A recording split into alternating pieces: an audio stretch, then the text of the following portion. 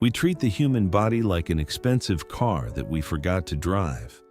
We leave it sitting in a chair for 12 hours every day, and then feel surprised when it stops working well. At 25, your body should not complain every time you bend down.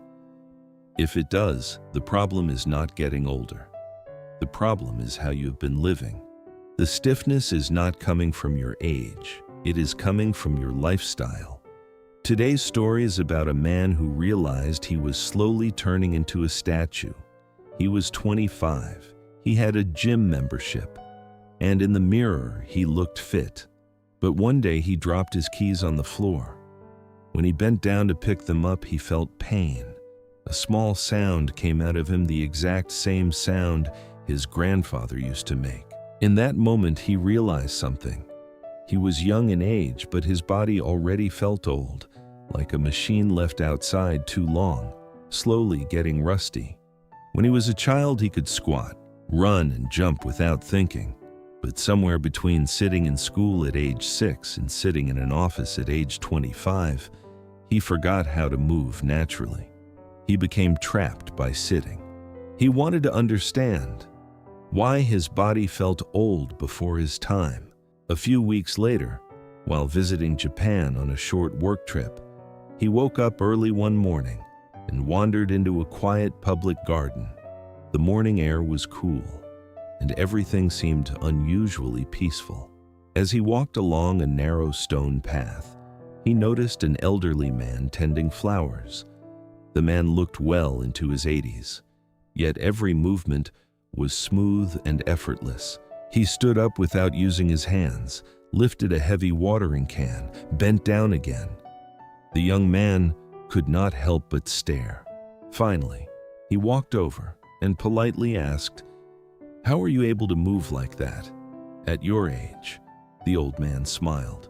"When was the last time you sat on the floor?" The young man smiled and said, "To be honest, I cannot remember.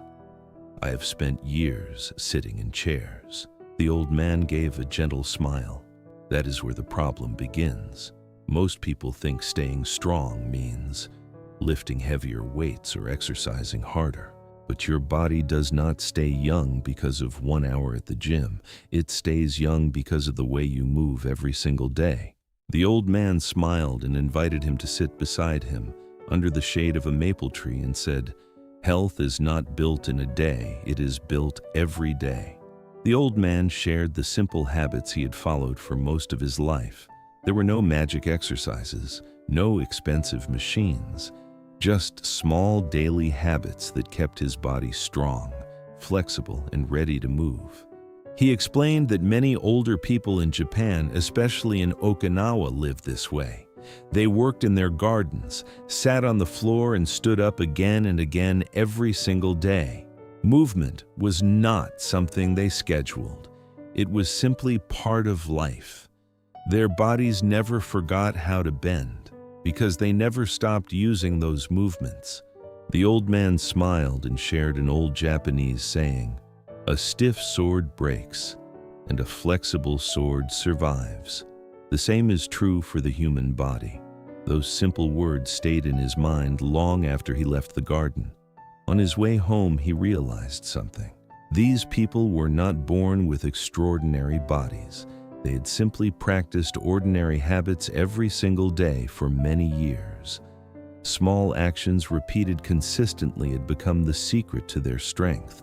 So he made a decision. He would not try to transform his body overnight. Instead, he committed himself to practicing 5 simple Japanese habits that had helped generations stay strong, flexible, and active well into old age. First, he tried Seiza, sitting on his knees with his body resting on his heels. The first time he did it, his ankles felt uncomfortable, but he did not stop. He realized the discomfort was not damage, it was his body waking up, so he kept going. Every morning, he also started Ragyo Taiso, simple movements to wake up the body. Instead of rushing into the day, he spent a few minutes moving every joint. His body slowly started feeling alive again. For nearly a century, Millions of people across Japan have practiced Rajyo Taiso every morning. Children perform it in schools, office workers do it before work, older adults gather in parks to move together. It is not about building big muscles. It is about keeping every joint mobile and every muscle awake for life. Then he began his return to the ground. He started sitting on the floor while eating.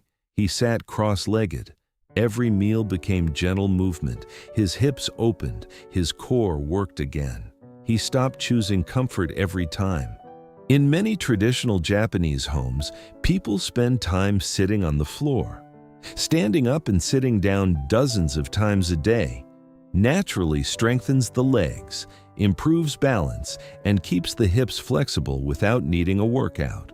He also changed how he walked. He left smooth sidewalks. He found uneven paths. He let his ankles move. He let his spine bend and twist naturally. His body started doing what it was designed to do. Walking on natural ground challenges the small stabilizing muscles in the feet, knees, and hips. Instead of letting machines do all the work, the body learns to balance, adapt, and stay resilient. And finally, he learned the internal anchor. He noticed he was always breathing fast and shallow, like he was stressed all the time. So he started breathing deeper into his lower belly. The elderly man explained that deep belly breathing had been practiced in Japan for generations, through meditation, martial arts, and traditional daily living. It helps calm the nervous system, lowers unnecessary muscle tension, improves posture, and allows the body to move with less effort. Instead of living in a constant state of stress, the body learns to relax, recover, and use its energy more efficiently. When your breath becomes calm, your movements become calm as well. He realized something. The way he breathed matched the way he lived. By changing his breathing, he allowed his body to relax. His shoulders dropped. His neck loosened. His movements became smoother. After a few months, the groaning stopped. The stiffness disappeared. Climbing stairs felt easier. Bending down no longer hurt. Even getting out of bed each morning became effortless. What he thought was aging was not aging at all.